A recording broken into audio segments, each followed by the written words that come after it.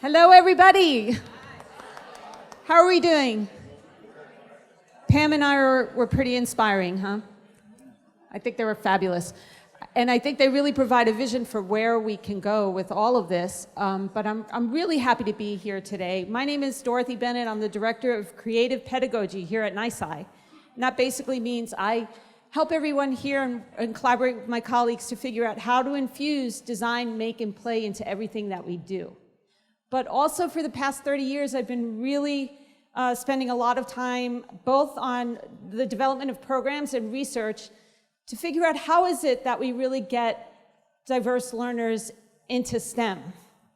And what I really am interested in, and I think this fantastic panel is going to kind of unveil for you, is that when we think about diverse learners, it's not about accommodating them, but it's about celebrating them. It's about giving them agency so that their talents are brought to the table.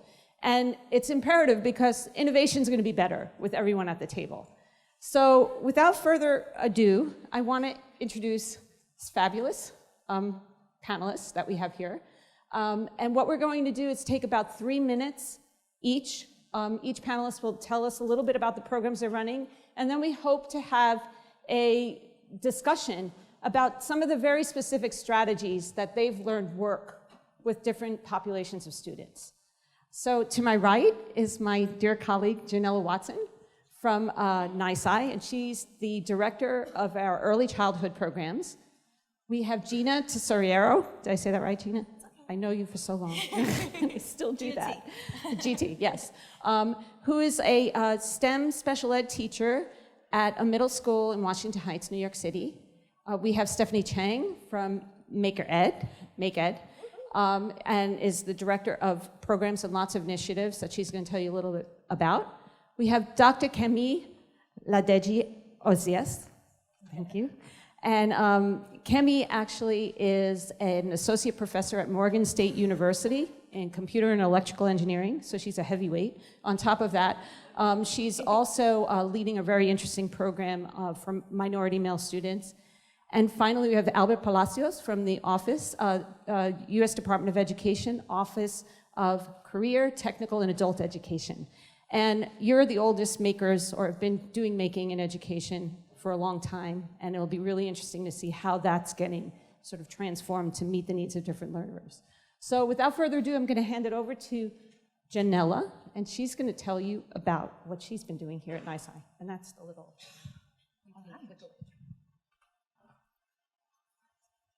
Fantastic. Introduced already. Once again, I'm Janella Watson, and I'm the Director of Early Childhood Education here at the New York Hall of Science. As I joined NISI about 5 years ago, we were really undergoing a transformation, as you've probably heard, around an approach to learning called Design, Make, Play. My first task was really to understand what making and design-based thinking meant for our youngest learners, and how to engage them in the affordances of making in ways that were meaningful to their lives and brought families together. Enter Little Makers. 4 years ago, we started a program that invites young children, 18 months through 8 years old, and their families to tinker, design, and make together. We started with our youngest learners because we learned that really, a passion for STEM starts from the beginning. It's about how we orient ourselves to exploring all that the world around us has to offer, understanding the properties of the materials, tools, and processes that we engage in, really from the time we're exploring the world one taste at a time. And it's about finding room for purposeful play in the midst of our early STEM learning in ways that encourage and inspire kids to look closely, to notice, to build on their own ideas, and then create new possibilities from what they see. We often talk about simple materials leading to complex ideas. In our Little Makers program and all the ways that it's inspired all of the work that we do with families, teachers, and students, it means that we're never asking teachers to source materials that they can't find at their local bodega, in their classroom, or from the kitchen cabinet. It's in exploring these elements of science in our everyday experience that we can really immerse young children in opportunities to imagine new possibilities with everyday materials. The aim of Little Makers is really to invite creative and divergent solutions. Too often, early STEM education, or really what we bring into our early childhood classrooms, is a reflection of the creative thinking of the teacher, as opposed to really eliciting the creativity of our students. It means that we can take apart electronics, explore their components, and then, adding a little Play-Doh, model magic into the mix, create Play-Doh robots that really test our creativity, bring ingenuity and imagination, all while exploring what makes up the world around us. NYSCI has learned quite a bit over the past few years about what it means to transition our incredible youth staff, our explainers, very practiced in explaining the science behind experiences, into those who are ready to elicit the ideas of children. We often invite them to actually put their hands in their pockets, not to influence the work that a child is engaged in, but instead to lean in, truly listen, and then engage in a dialogue that draws out what that child can discover on their own. For me, the transition and transformation that I've seen in myself as an educator has lent to our Autism Access Initiative. Workshops for very young children on the autism spectrum, ages 3 to 5, and their families. We've engaged them in genuinely sensory-rich exploration that is reflective of the sensory sensitivity or sensory integration issues that are often present in young children on the spectrum. This young boy came to one of our workshops. He is very bright, quite inquisitive, and nonverbal. As his grandmother entered the museum for the first time, she was really nervous about the ways that he could participate. By the end of the workshop, he was exercising his voice by the choices that he made. What he demonstrated, he brought to the table in terms of what he had seen before, and was expressing delight, joy, and new potential in learning alongside his grandma. I go back for just a moment to the youngest learners who often inspire our own personal passions along with our professional ones. My little one, Grayson Lee, who has been what we call the littlest maker and hands-on professional development here at NYSCI for my team, is recently diagnosed on the autism spectrum. My staff sends him home with sensory homework each week and has really guided his exploration of the power and affordances of making to transform a nonverbal learner into one that's ready to devour the world. And if my panelists will forgive me, Steve Davey, part of the Maker Education Initiative, was the first person that I called when Grayson was diagnosed. And I said, what should I be thinking? What should we be doing? And Steve, in his patient way, said, let's first talk about who Grayson is, how his unique perspective on the world, the things that he's focused on, numbers, letters, and trains, can really help us transform the context of his learning and be used sheerly as strengths toward his lifelong love of learning, as opposed to being seen as deficits or challenges to overcome.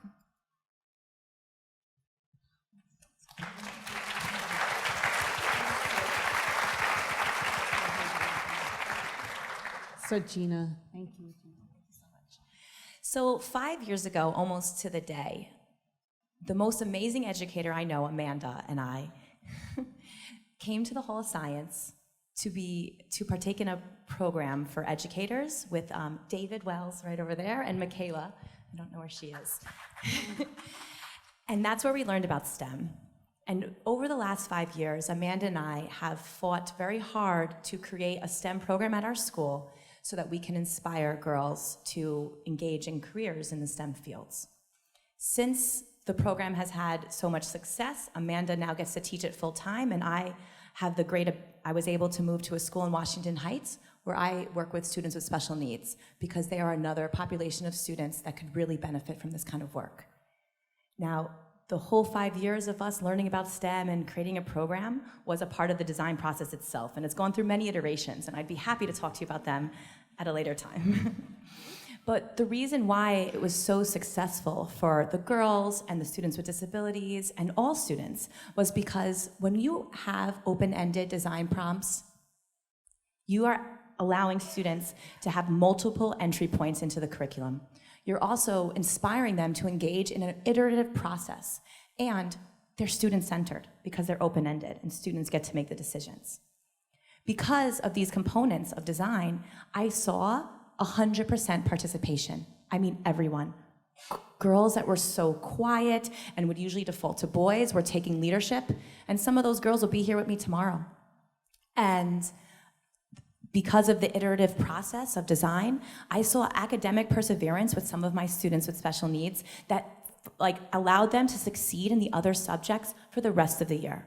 And they had this kind of outlook on life that changed them. And I've watched it, and they're very successful in high school now. And because it's student-centered, they're intrinsically motivated to do well. Students were coming up at lunch, staying after school to engage in their projects, doing homework and PowerPoints at home that no one asked them to do, just so that they can share their knowledge with their class and with their teacher. And so all these things were really awesome and amazing experiences for us, and that's why we're here as believers. So I just wanted to go quickly through one of the projects that was really successful to give you guys an idea of what we do. So we asked students to imagine that they're an inventor of shoes, and they are going to use animal adaptations to inspire a design that will help a human survive in a biome.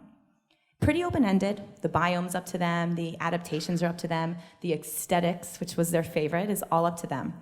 And what we saw was some really creative ideas. Here is a shoe that is to help someone survive in the rainforest, and it uses the camouflage of a jaguar, the protection, and to climb trees so that they have little tacks at the bottom so they can climb the trees, and they're waterproof like crocodiles are. And the students had so much fun engaging in this and really would go home and even work on it. Another shoe was for the desert biome that they took innovations from camels and other cactuses and all that. And so the students that created these shoes will actually be here tomorrow, and they'll be there to show you. The greatest thing about this project is that it connected curriculum, 21st century skills, and the maker mindset in the classroom. And it was really a good spearhead way for other teachers to use this as a model for how they can bring maker mindset into their classroom and into their content area. If you're interested in seeing more about this, 4 of my female students will be here presenting their work at the Young Maker Tent in Zone 4 tomorrow, and Amanda and I and another educator will be there to answer all your questions and to tell you, share our successes and failures with you as we continue to design a program. Thank you.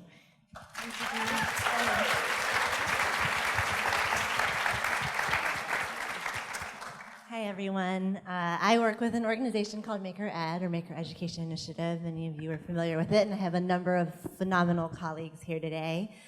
For those of you who aren't familiar, we're a nonprofit based out of Oakland, but we work with educators and institutions across the country. We envision every young person having equitable access to engaging learning experiences that collectively develop their skills, knowledge, and ways of thinking, and that recognize and value their ability to experience and influence the world. We do a lot of that and all of that through making. Our work is directly in support of educators' institutions, and we provide training, resources, and a community of support across a number of different national programs to help enable that to happen. And one of the ones in particular that I want to talk a little bit about today, and that we'll discuss more broadly, in addition to all the programs that we do, is called Maker Vista. Maker Vista is in partnership with AmeriCorps Vista. It is a national service program that builds the capacity of schools and high needs, low-income, high-poverty communities to develop maker education opportunities, and that is ultimately intended to break the cycle of poverty. We place and situate year-long full-time volunteers at schools and community-based organizations across the country, in Atlanta, in Oakland, in LA, and a number of other cities, both urban and rural, to help schools on the back end, purely on the back end.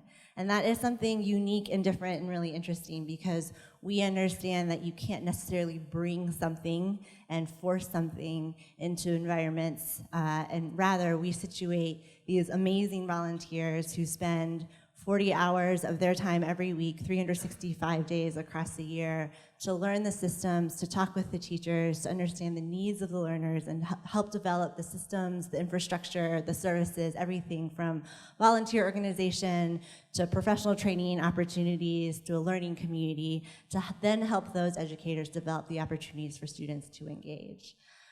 We've learned a lot through this program. We're really excited to continue it. This year we have approximately 20 VISTA members placed across the nation at schools who are doing phenomenal work. Many of these schools recently initiated some of their work around maker education opportunities, and they've developed expansive networks, have integrated these programs and opportunities into their classrooms, into their everyday lesson plans, so that what Pam and Ira mentioned, it is not just an after school or extra time sort of situation. It is embedded within the values and the culture of the school and really starts to influence everything around them and within them. That is something that we are really excited about and really proud of in terms of our work in supporting diverse learners. We do that across all of our programs, but especially with Maker Vista. Thank you.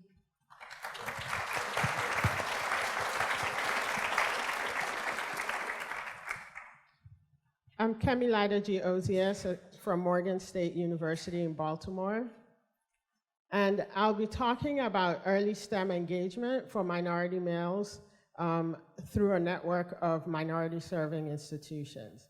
This is an initiative supported by Verizon, and in my case, I'll talk about the specifics with our partnership with Baltimore City Public Schools.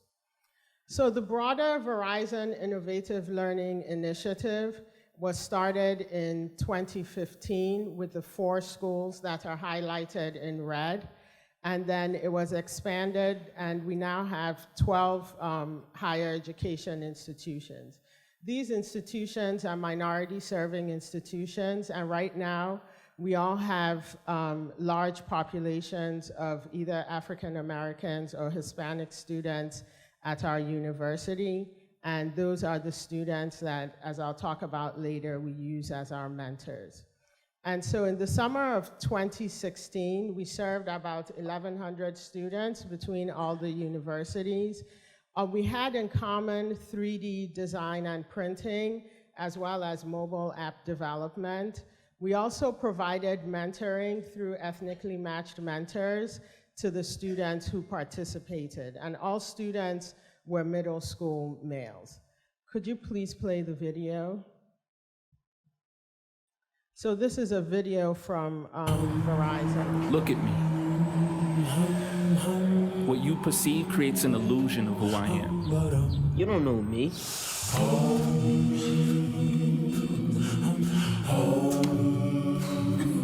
You don't know me. These arms hold the weight of my ambition. These hands craft efficiency. I build machines that gather light and give energy to my needs. Solar panels that power to make our future green. You don't know me. You just see me. My fingers are on the pulse of man's quest. I build robotics to inform what's next. In these innovations lie our success. You don't know me. I will belong to no limits. I code, I build, I create, I make. You don't know me. You don't know me. You don't know me. But you will.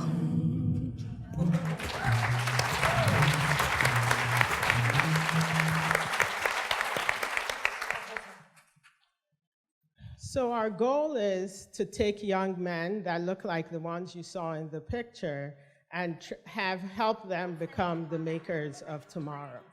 So in Baltimore, our goal is to establish a maker community in Northeast Baltimore. And in the process of working in Northeast Baltimore, we had lots of interest from other parts of the city. And so we focus on developing creativity, and I think maybe a video. Could you stop the? Okay. Okay, I'll keep talking. So we want to develop creativity in the students that we serve, and we're especially focused on STEM interest. And for us, we're in a school of engineering, so we're primarily looking to develop interest in engineering as a career. We have a large portion, my institution has about 88% African American enrollment, and so we have a large pool of students to provide ethnically matched mentors, and we also use our alumni to come in and talk about the career opportunities that they have. And so our motivation is the underrepresentation of minorities in STEM. So when our students go out to work, they find that there are very few people who look like them in the audience. And even if you look at this audience, it's the same thing. And so middle school is a strong point for career decision making, and we thought that would be a good entry. And so one of the driving forces that we use is the free tools that are available for modeling, for app development. And so we find that by introducing our students to these tools, they go home and they do things on their own. And so one particular student that comes to mind is from our first summer. He was in, I think, 7th grade at the time. And so we did some exercises in Tinkercad, and he would go home, log into his account, and spend hours. And so So one day he came and he showed us a dragon. And the dragon had scales, and he sat and he'd copied and pasted probably 100 scales on the dragon. And when you work with students, so I work with college students, but when you work with students, you know how hard it is to get them to do anything that's repetitious. And so we also have a workshop for teachers, and when they came in and they saw the dragon, they were surprised. And they said, wow, these are kids that we can barely get to focus in our classrooms, that we can't get anything out of them. And so my big takeaway from the program is the fact that we completely underestimate what our students can do, especially our students of color in inner cities. And I think providing them with opportunities to be creative and to get involved in technology gives them things that we don't normally see. And by giving them mentors and attending to the whole child and their emotional needs in addition to their technical needs, we're better able to support their development. And so because we integrate the technology piece with entrepreneurship, in addition to traditional things like building robots, modeling, etc., we also have them do sales pitches. And so I have 2 pictures here that show the contrast that you see. So they might be with us sometimes dressed casually. Other times they're dressed up looking professional in order to be able to say, I'm not just a technology person, but whatever I design needs to go out into the world and make a contribution to the world. Thank you.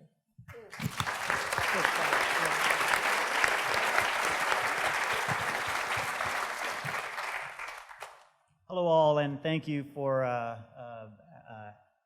coming to this event. It's a beautiful day in New York City, and it's actually a beautiful day when you can bring together educators interested in that magnificent confluence of artistic and technical skills, and using hands-on learning as a teaching and learning approach to deliver rich educational content. So I think it's a beautiful day to see all your faces here and to see all the enthusiasm that we have in the room. My name is Albert Palacios. I'm with the U.S. Department of Education in Washington, D.C. in the Office of Career, Technical, and Adult Education. And my little division is called the Division of Academic and Technical Education. And what we do is we administer Perkins funding. So some of you may have heard of Perkins funding. So how many people are CTE teachers? Actually, that's about twice as many as were here last year. So our numbers are increasing, so that's great. So seeing that, 1 year ago, I sat on this stage in this chair and I said that we're going to be pursuing a challenge to bring more makerspaces into high schools through career and technical education, through the Perkins Act. And we did that. We launched it on March the 9th. It was announced for open submissions, and on June 17th, we announced 10 winners. Between that time, we had over 600 schools, 640 schools, indicate their interest in bringing makerspaces into their schools. The only criteria was that you had to be a publicly funded high school or middle school, but kind of middle high school, but you had to cover grades 9 through 12. And we had some great entries from around the country. We had over 300 close to 300 schools submit blueprints for their makerspaces.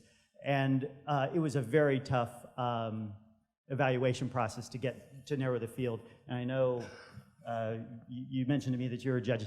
I don't know how many people out there, but every now and then I'll come across a person say, "Oh, I reviewed for that." So we had to engage an army of reviewers to come and virtually review these applications, because there were so many that it exceeded our expectations. We're so glad it did.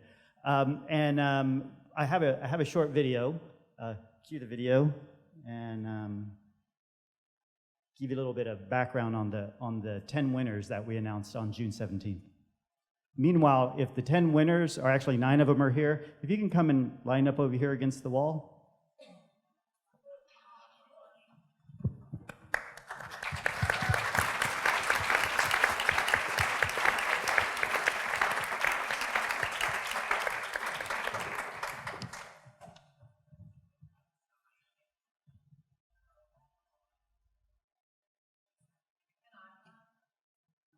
We're not getting audio on the video. This is our makerspace. We call it the nest. This is Theodore Roosevelt. We love electronics. Look, we're doing circuitry and stuff. We like health science. Look, there's Handybot. We like our military. Look, Dominion High School. This is how our space looks now. These are all the cool things we got through the challenge. So, it's actually I think to our advantage that we don't have audio. You can see how the schools that won the challenge, they each received $20,000 prize. That was all we had in our budget. We wish we could have given more. We wish we could have given more awards, but we were able to issue 10 prizes of $20,000 each to each of the schools. So Kate here with Luminary Labs, who's been our great partner to administer this challenge, has proclamations. The winners were announced during National Week of Making at the White House by our Assistant Secretary, our Acting Assistant Secretary, Johan Uven. And Kate is going to hand everybody the presidential proclamation announcing the Week of Making from the White House, as well as a letter of congratulations from our Acting Assistant Secretary. So each of you will receive one of those as you wait here.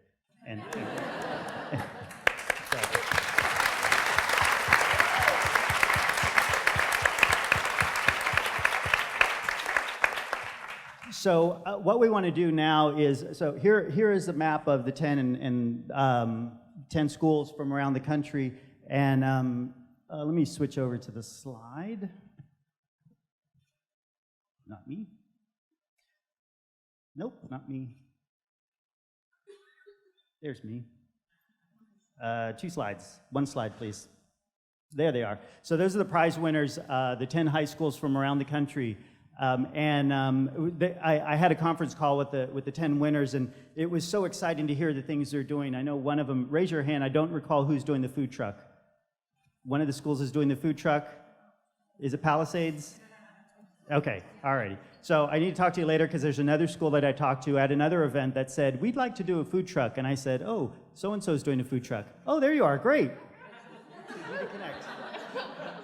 Great, and sorry I didn't respond to your email asking for their contact information. So thank you so much for being here. It's so exciting to see you here. So the 9 winners here, 9 of the 10 are here.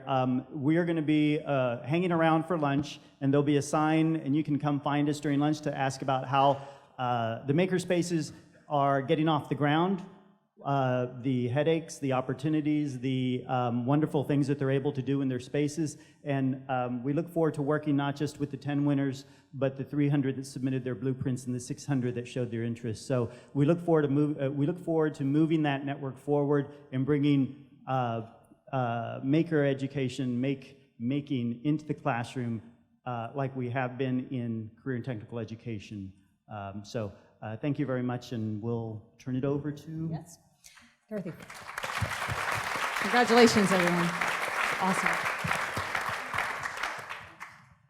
Well, so you heard a diversity of approaches to meeting diverse learners, right? From little tots all the way up to high school and beyond, in collaborations with college students as well.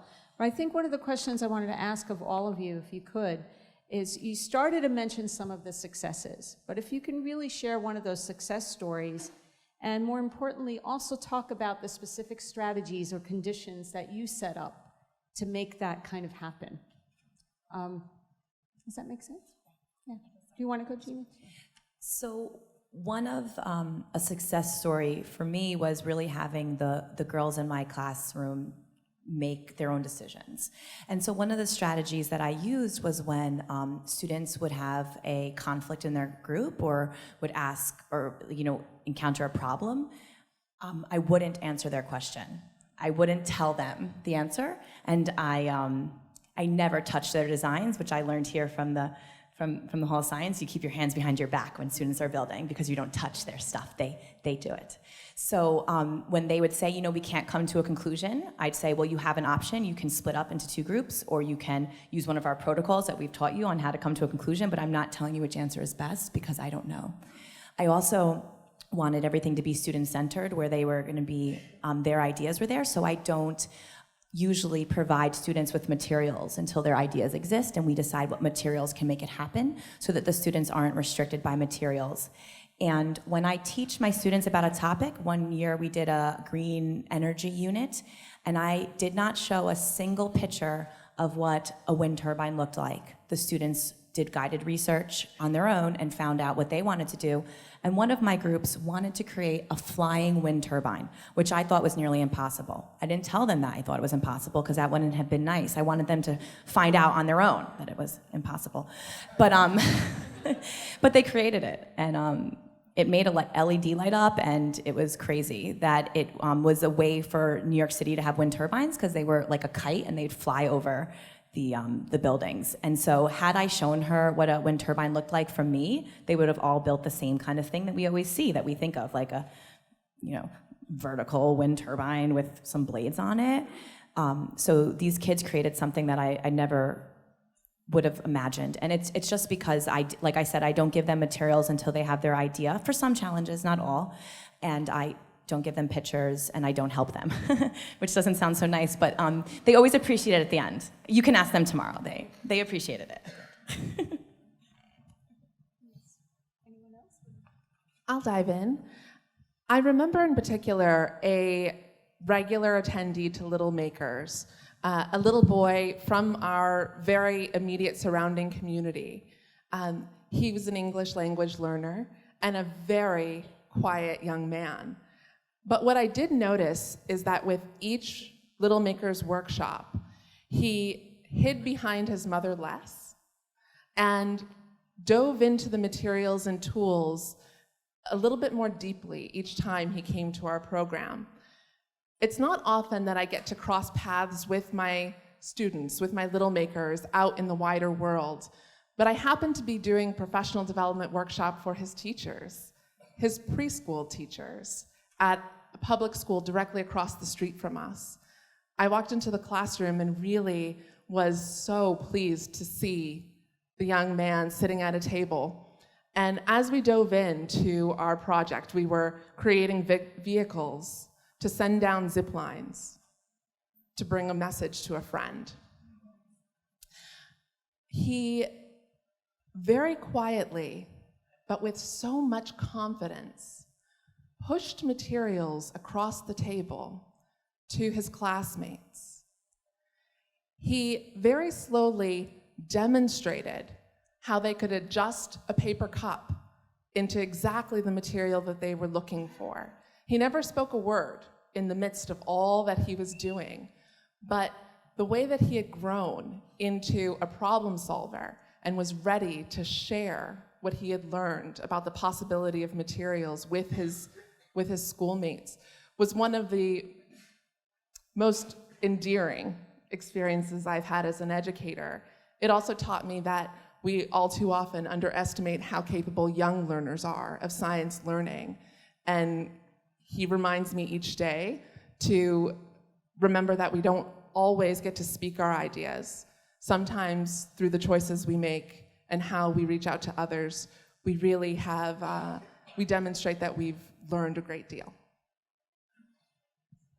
I think the types of barriers that I encountered over the last year are a lot different than perhaps, I think they're similar to what you face every day, and that is that there were a lot of people that said, no, that's not our policy, that's not the way we do things, that's not the way educational grants work. When we told them we're going to give a prize out instead of a grant, they said, well, then how are you going to monitor it? I said, it's a prize, you don't monitor it. You give it to them, and you wish them well. So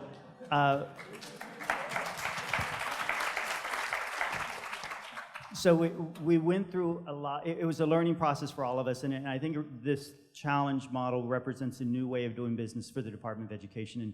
And obviously, a lot of our work is legislated, and we can only do certain things. We have a small sliver of funds that allow us to have some flexibility, and that's how we got this done.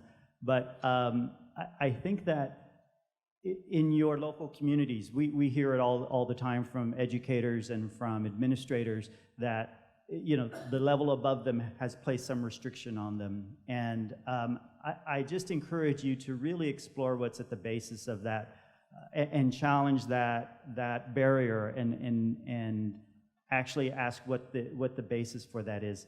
I think there are ways that we can, if we think kind of a little more creatively, we can really do some amazing things. When I was talking on our conference call, and I was talking to some of the directors of the new CT Makerspaces, I asked, so what are some of the cool things you're doing? And Josh from Dominion, raise your hand, said, we're doing a Hispanic Heritage Month Maker Challenge. And I thought, that's like, it took me aback, because I thought that would have never occurred to me to do that. And I asked him about it, and he told me about it, that he felt that in his community, Hispanics were underrepresented both in making and in the products that were being made. So he issued this challenge, which is it going on now during the month? That's right. We got $100 worth of prizes to our college and cash donated. So if you want to post something on Thingiverse, we'll add it to the National Hispanic Heritage Month collection, and then we'll take entries from that. We're very excited about it. So I think that's a way, when we think about diverse learners or how to get to new ways of thinking, sometimes, and making in general, sometimes it's just a matter of doing it, just pushing it and getting it done. And so I'm excited to hear all the great ideas that they had, that all of the makers, the CT Makerspaces have presented, and I encourage you to talk to them, and also for them to talk to you to find out what you're doing and how to make enrich this whole experience. One of the things we work clearly with educators and institutions, and we have seen over the past 4 or 5 years that often making and the inspiration and the energy starts with a particular teacher or a particular individual. And while we love and appreciate and support that champion teacher, we know and recognize that it can't sustain or spread with one person because there's only so much capacity. So one of the things that we really focus on across all of our programs, and one of the new ones that we've recently launched, Making Spaces, in collaboration with Google and the Children's Museum of Pittsburgh, is to really invest in the humans behind everything. The tools, the materials, the stuff, the physical space, it is all good and fun and important too, but the teachers are a crucial piece of it. And through all of the work that we do, that is a big lesson that we've learned, and we encourage all of you, I know all of you are thinking about it and continue to support and promote, is to think about the people, because without the people, without the makers themselves and the makers of makers, this work could not happen. So one of the things we found is that parents are a critical piece, at least for the age group that we serve.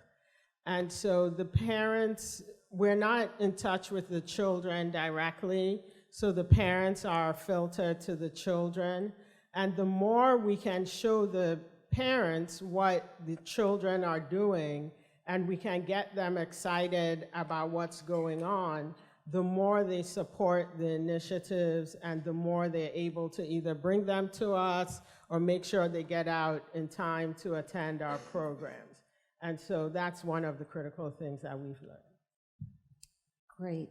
And you know, as I'm listening to you, and I think Albert started going into this a little bit, so these are successes and these are specific strategies and supports that you've come up with. What about challenges you confronted for people who are really getting started? Because there's a lot of talk around, you know, making this powerful pedagogical approach for diverse learners, but how is it that, you know, what are the challenges of welcoming everybody in?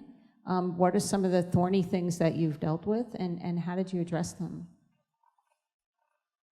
I'll dive in first. I thought you would. As we've worked with more and more early childhood and early elementary teachers in terms of not just inspiring them to try hands-on making and design thinking in their classrooms, but really giving them a sense of kind of the practical pieces that go along with it. Making can come with a big mess and a lot of materials to manage.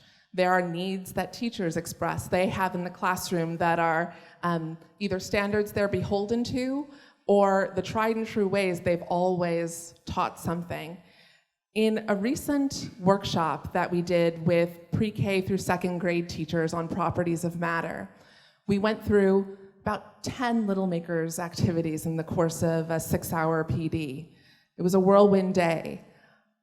But in the end, one of our veteran teachers, someone who had been in a kindergarten classroom for 20 years, said, "It's really not the activities that I'll take away and bring back to my classroom, but it's the approach and the attitude.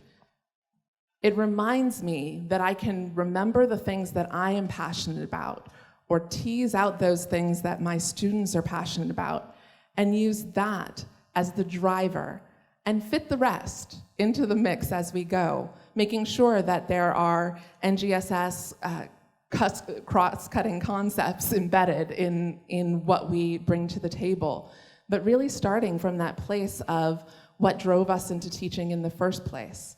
Those ideas that leave a sparkle in our eyes, or teasing out from a student who may be a reticent learner, something that they're passionate about that's worth pursuing as a whole, and then building the rest into the mix as we go."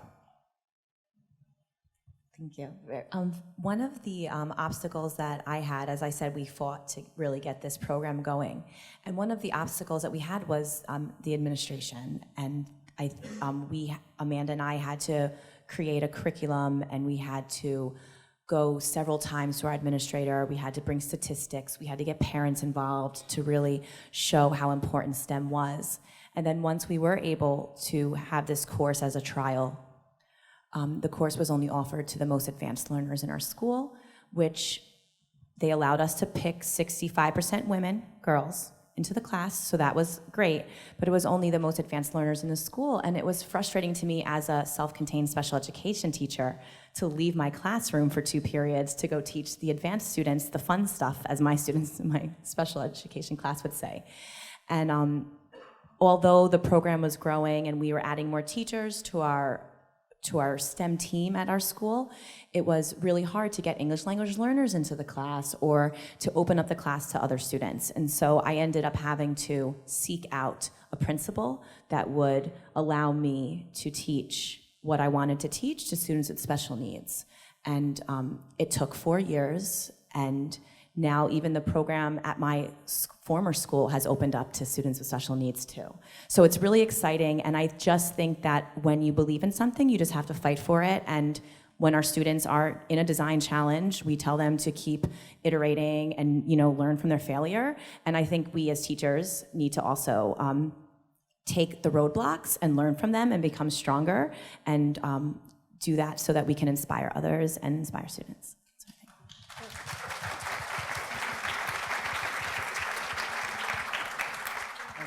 I just wanted to add one thing. As I mentioned, the challenge model is a new way of doing business, and if you go to edprizes.com, you can see a list of our current challenges. This is one of them. But I also want to just make a quick plug. If you go to edprizes.com, our next one coming up is the EdSim Challenge, and what we're striving to do is to come up with the next generation of educational simulations that really leverage AR and VR into an effective teaching and learning model to deliver educational content. We're looking at raising the bar for what it means to have technology in the classroom and how it's used as an educational content channel. So I encourage you to go to edprizes.com, take a look at that, and keep track and sign up for the updates. We come across a lot of challenges. And I think Janella and Gina and Albert have mentioned a lot of them already too. But one of the big things that we spend a lot of time working with educators, institutions on is to make sure that making isn't relegated to a specific group or a specific subject or specific grade or specific set of materials or tools. It is for all, and I think that's the really amazing success and value of it. And so while it's hard for it to be so open and so broad, that is, I think, an essence that we need to maintain and keep, and will continue to be a challenge as we go forward too. And I think along those lines, it's also being able to, as we have open-ended problems and students going through the problems at different rates, being able to make sure everyone in the classroom or in the setting continues to feel valued and their solutions are acceptable to them, even if they're not okay with that. It's different from what everyone else comes up with. Well, I guess the last question I'd like to ask is kind of, and then we'll open it up to the audience because we are getting close, correct? Are we at the end? Oh, we're at the end. Well, there you go. There's the end. Sorry, I want to talk to them forever. I'm sure you do too. Well, in any case, thank you so much. I don't know what the next step is, Peggy, for everyone.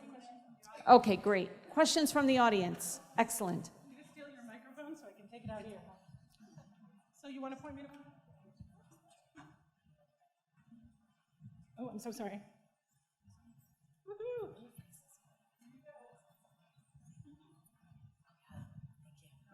Yes, my name is Ricky Lewis, Guilford County Schools in North Carolina. I wanted to know, will the CTE makeover be a continual project?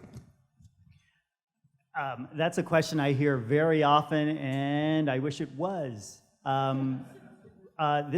We're very limited in our budget as to what we can do, and so we have this. We hope to follow up with something. We don't have any plans right now to do another challenge for the CTE Makeover Challenge. However, if there's some way we can get it done, we want to do it. And right now, it's a matter of exploring all the avenues, exploring our budgets, and seeing if anything is realistic.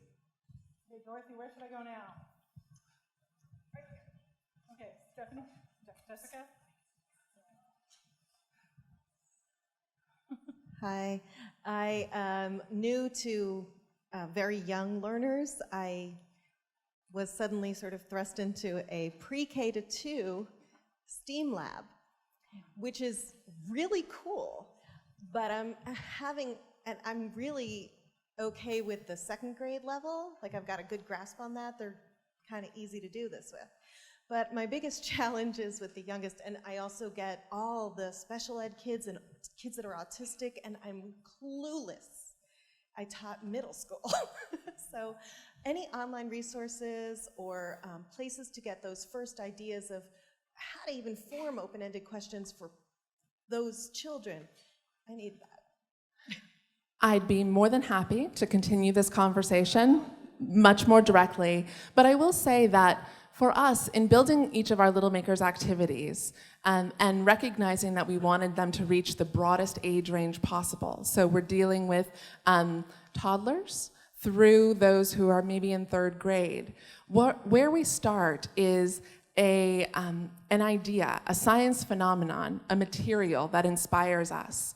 We set up opportunity to explore that material through very different lenses. So, for instance, with beginning circuitry, making a simple circuit, we might begin with a storybook. Blackout is one of my favorites.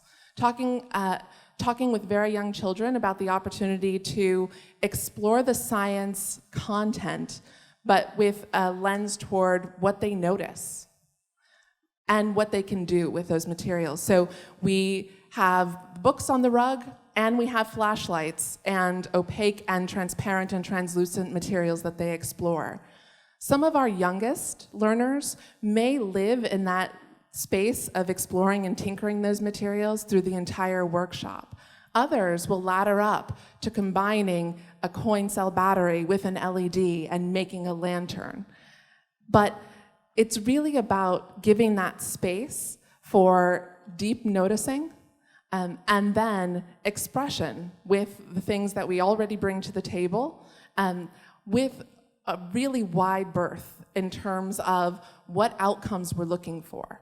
I think when we reframe it as opposed to what we want children to make or what we want them to step away with, when it's really about intentional exploration, and then inviting them to share, continue the narrative through expressing their process.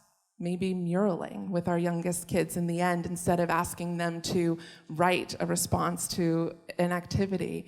We really broaden what it looks like for young children to not just explore and experiment with new things, but new ways of expressing what they get out of that experience. And then there are tools that they can build on as they grow. She has a lot to say. You have to anyone in early childhood, wealth of experience here. Any other questions? Yes. I have a question for Gina. As a parent of a child with an IEP, I find that certain children with special needs have been able to show extraordinary abilities in maker environments, and I'm wondering if you've seen that in a school where there is a gen ed environment or a G&T environment and the special environment, if you've seen that and if you've been able to gather support in any way to translate your curriculum into a more maker-oriented curriculum. I'm so glad that you asked that question. So I've had many opportunities to work with the students separately, with the students with special needs, separately from the advanced learners in the past. But what I've recently been doing was through after-school opportunities because of my restrictions with my school. The after-school opportunities, I would actually have the advanced students mentor the students with special needs, or I'd bring my students with special needs into the classrooms during presentations, and the most remarkable thing happened. These students with special needs were adding to and inspiring the students that were supposed to be these advanced learners because they think differently and they think creatively. And so I don't really believe that a true open-ended prompt needs to be modified for different learners' abilities, because if it's really open-ended, students can enter it at different in different entry points and can engage in the way they want. I just think that what students need that have special needs is they need confidence building activities.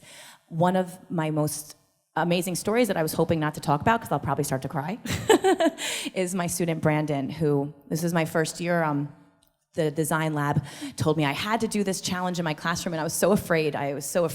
And if they didn't say they were coming to record me doing it, I probably would have tried not to, because it's scary. It's scary to shake things up in your classroom, especially when you have so many expectations. But my student Brandon, he's considered an intellectual disability, and he had low academic self-esteem.